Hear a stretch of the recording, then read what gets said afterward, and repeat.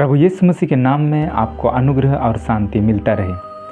व्यवस्था की पुस्तक हमारे लिए महत्वपूर्ण है। ये बाइबल हमें पढ़ना ज़रूरी है। परमेश्वर ने यहोशू से कहा, यहोशू 1:8 में, व्यवस्था की यह पुस्तक तेरे चित्त से कभी न उतरने पाए। व्यवस्था की पुस्तक ही सफलता का कारण है। व्यवस्था की पुस्तक अर्थात बाइबल क्यों सफलता का पुस्तक है? क्योंकि ये हमारे जीवन को बदल देता है। जो पिछले अध्ययन में हमने देखा है, ये लोगों के जीवन को बदलता है।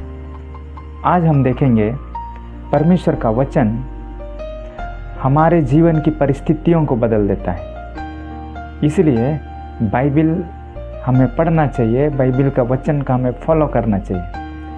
हमें बाइबल से प्रेम करना चाहिए क्योंकि इसमें हमारी सफलता छिपी हुई है। बाइबल में वो सामर्थ्य है, वचन में वो सामर्थ्य है कि ये हमारे जीवन की परिस्थितियों को बदल देता है। यूसुफ जिसकी ज़िंदगी में बहुत सारी परिस्थितियां आई, वो अपने भाइयों के द्वारा नकारा गया, उनके भाइयों के द्वारा सताया गया, उनके भाइयों ने उसे मारा पीटा, गड्ढे में उतार दिया। और जब इस्माइलियों का झुंड उस रास्ते से जा रहा था तो उस गड्ढे से निकाल करके उन्होंने उसे बेच दिया। इस्माइलियों ने पुनः पोतीफर के घर में उसे बेचा। उनकी ज़िंदगी में बहुत सारी परिस्थितियां थीं, लेकिन इन परिस्थितियों के बीच में यूसुफ के पास परमेश्वर का वचन था। परमेश्वर ने उनसे स्वप्न के माध्यम से बातें करता था। उनके पिता से परमेश्वर का वचन को वो सुना था कि किस तरह से अब्राहम के साथ परमेश्वर रहा, किस तरह से इसहाक के साथ परमेश्वर रहा। इन सारी चीज़ों को अपने पिता से वो सुना करता था। इन वचनों पर वो विश्वास किया और लगातार वचन के साथ वो बना रहा। मिस्र देश में जब वो गया एक दास के रूप में, पोतीफर के घर में एक दास के रूप में, एक नौकर के रूप में काम करता था। जब उनके घर में उनकी वाइफ के द्वारा उन पर झूठा इल्ज़ाम लगाया गया, तब भी वो परमेश्वर के वचन में स्थिर रहा। परमेश्वर के वचन के ऊपर उसको विश्वास था, परमेश्वर के ऊपर उसको भरोसा था और वो सत्य पर स्थिर खड़ा रहा। जबकि पूरे मिस्री उनके विरुद्ध में खड़े हो गए, उनके विरुद्ध में बातें करने लगे, उनकी आलोचनाएं करने लगे, उनके विरुद्ध में झूठी गवाही देने लगे, लेकिन तब भी वो वहाँ अकेला स्थिर था। अगर आप अकेले भी हो जाएं तो भी सत्य का साथ हमें नहीं छोड़ना है, सत्य पर स्थिर खड़े रहना है। क्योंकि हम प्रभु यीशु मसीह के पीछे जब चले तो वचन में लिखा है कि जो मेरे पीछे आना चाहे वो अपना क्रूस उठाकर अपने आप का इनकार करे और मेरे पीछे चले आए। चाहे दुनिया एक तरफ हो जाए तो भी हमें परमेश्वर के वचन को कभी नहीं भूलना है, क्योंकि ये वचन ही हमारी परिस्थितियों को बदल सकता है। और यूसुफ उस पराये देश में अकेला था, लेकिन सत्य की जीत अवश्य होती है। यूसुफ के जीवन में कैसी स्थिति थी आप समझ सकते हैं। पहले वो अपनों के द्वारा बेचा गया, अपनों के द्वारा छोड़ दिया गया और अंत में पराये उनके विरुद्ध में खड़े हो गए। अब उनके साथ कोई नहीं था, अपनों ने उसे बेचा, पराये के पास पराये ने भी उनका साथ छोड़ दिया, उनके विरुद्ध में खड़े हो गए।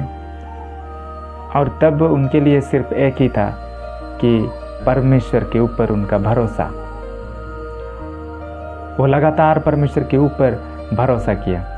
उसने कभी परमेश्वर को कंप्लेन नहीं किया।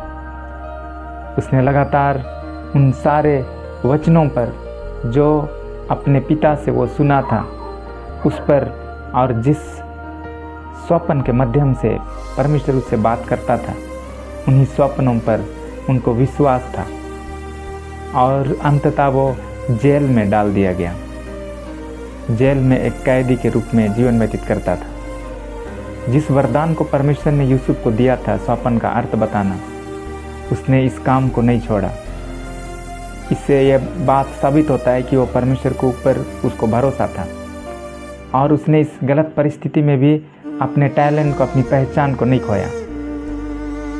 जेल में वो इन वरदान का इस्तेमाल करता था और एक समय ऐसा आया जब इसी वरदान के थ्रू वो जेल से बाहर निकाला गया, क्योंकि राजा एक स्वप्न देखा था जिसका अर्थ कोई नहीं बता पाया। वहाँ के जितने तांत्रिक थे सबको बुलाया गया, लेकिन कोई भी उस स्वप्न का अर्थ बताने के लायक नहीं था। अंत में इसी टैलेंट के विषय में उनके राजकर्मचारी ने सुना था। उस राजकर्मचारी को यूसुफ ने स्वप्न का अर्थ बताया था और वही वहाँ राजा के पास गवाही दिया कि यूसुफ एक जवान है जो जेल में है, जो आपके स्वप्न का अर्थ को बता सकता है, क्योंकि उसके अंदर उत्तम आत्मा वास करती है। और यूसुफ जेल से निकाला गया और उसे अद्भुत रीति से राजा ने प्रधानमंत्री के पद पर नियुक्त किया जब उसने सारे स्वप्न का अर्थ को बताया। यूसुफ के जीवन में बहुत सारी परिस्थितियां आई। यद्यपि वो स्वप्न देखा था कि परमेश्वर उसके जीवन को उठाएगा, लेकिन इस स्वप्न का पूरा होने में बहुत वर्ष लग गए। लगभग 13 साल के बाद परमेश्वर ने अपने स्वप्न को, जो उसने उसको दिया था, उसको उसने पूरा किया। चाहे देर हो जाए तो भी अगर हम परमेश्वर के वचन पर यकीन करते हैं, विश्वास करते हैं, तो हमारा परिस्थिति बदल जाएगा। परमेश्वर का वचन में सामर्थ्य है, वो परिस्थितियों को बदल देता है।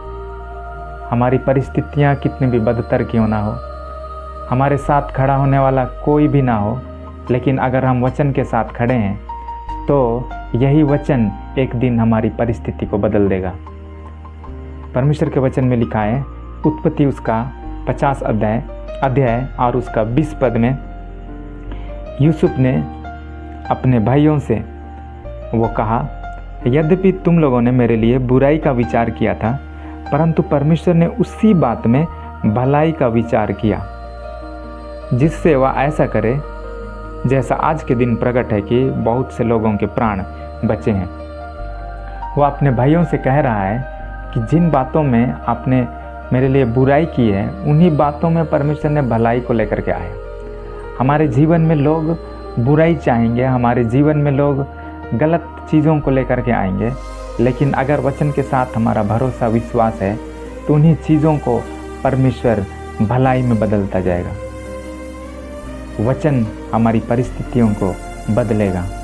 हमें वचन पर विश्वास करना है, वचन से प्रेम करना है, वचन का फॉलो करना है, और तब हमारे जीवन की सारी परिस्थितियाँ बदलेंगी। बाइबिल में सिर्फ यूसुफ का परिस्थिति को नहीं, लेकिन उसने बाइबिल के जितने भी हीरोज़ हैं, उनके जीवन को, जो परिस्थितियाँ शुरू में अच्छी नहीं थी, लेकिन परमेश्वर ने उनकी परिस्थिति को बदला है। इसका कारण है कि उन्होंने वचन पर विश्वास किया, वचन को फॉलो किया। जब हम दाऊद के विषय में अध्ययन करते हैं, दाऊद एक साधारण सा परिवार का था। उनका परिवार छोटा परिवार था, गांव में रहता था, उनको कोई नहीं जानता था। वो भी अपने भाइयों के द्वारा नकारा गया था। जब सामुएल उनके घर अभिषेक के लिए आया था, तो उनके बड़े भाइयों ने दाऊद को बुलाना ना चाहा, क्योंकि वे सोचते थे कि दाऊद अभिषेक होने के योग्य नहीं है। लेकिन इसी दाऊद को परमेश्वर ने एक दिन महान राजा के रूप में तैयार किया। और जब हम उनके अंत के समय का अध्ययन करते हैं, तो जब मंदिर बनाया जा रहा था, तो दाऊद ने इतना ज़्यादा धन को मंदिर बनाने के लिए दान किया। एक छोटा सा परिवार का लड़का, परमेश्वर ने उसके जीवन को, उनकी परिस्थितियों को बदला। इसी तरह से बहुत सारे एग्जाम्पल हैं। बाइबिल में जितने भी नायक हैं, उनके जीवन को अद्भुत रीति से परमेश्वर ने बदला है, क्योंकि उन्होंने वचन पर विश्वास किया। आपका परिस्थिति बदल सकता है अगर आप वचन पर विश्वास करेंगे। ये मायने नहीं रखता है कि आज आपका परिस्थिति कैसा है, क्योंकि हमारा परमेश्वर वैसे लोगों के जीवन में काम करना पसंद करता है जिनका परिस्थिति सही नहीं है।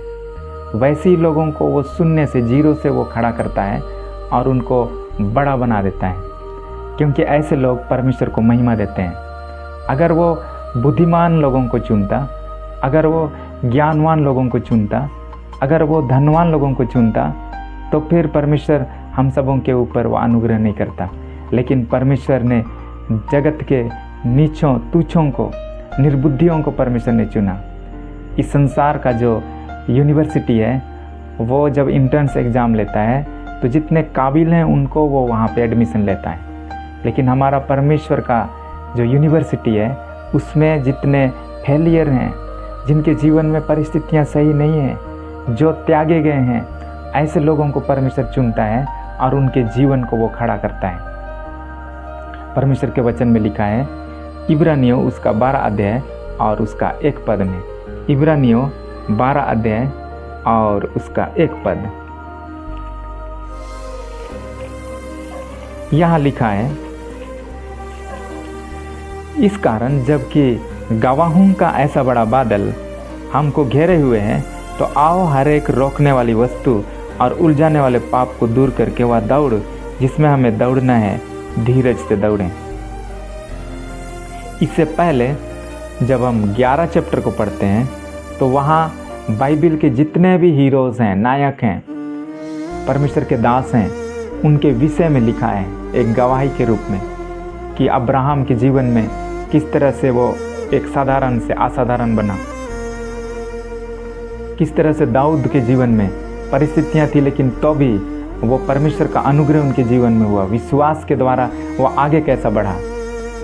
इसी तरह से जितने भी बाइबल के हीरोज़ हैं उसके बारे में 11 चैप्टर में लिखा है। और ठीक उसके बाद इब्रानियों 12 चैप्टर में लिखता है पहला पद में, इस कारण जबकि गवाहों का ऐसा बड़ा बादल हमको घेरे हुए है, तो आओ हर एक रोकने वाली वस्तु और उलझाने वाले पाप को दूर करके वह दौड़ जिसमें हमें दौड़ना है, धीरज से दौड़ें।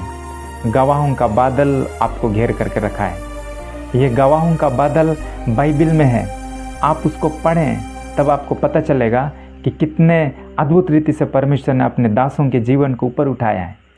तो आज जब गवाहों का बादल आपको और मुझको घेरे हुए हैं, तो हम भी धीरज के साथ दौड़ना प्रारंभ करें। परमेश्वर के वचन पर यकीन करना शुरू करें, परमेश्वर के वचन पर विश्वास करना शुरू करें, इसे प्रेम करना शुरू करें, इसको अनुसरण करना शुरू करें, क्योंकि ये वचन आपके परिस्थिति को बदल सकता है। ये वचन आपके जीवन को बदल सकता है। आपके जीवन की कोई भी परिस्थिति परमेश्वर के लिए कठिन नहीं है। परमेश्वर के लिए कोई भी समस्या बड़ा नहीं है। वो परमेश्वर सारे असंभव को भी संभव में बदलने की ताकत रखता है। वो हमारे परिस्थिति को बदल देगा।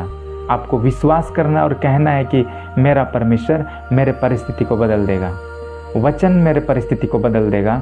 और आपको एक क्वालिटी विश्वास वचन के ऊपर रखना है। प्रभु आपको आशीष देने पाए। अगला अध्ययन में अगला टॉपिक, जो वचन हमारे जीवन को बदलता है, हमारे परिस्थिति को बदलता है, इसी तरह से वचन और हमारे जीवन में क्या प्रभाव को लाता है। इसलिए याहूसू को कहा गया, व्यवस्था की पुस्तक तेरे चित्त से कभी न उतरने पाए। व्यवस्था की पुस्तक हमारे मन से भी, हमारे चित्त से भी कभी न उतरने पाए। God bless you.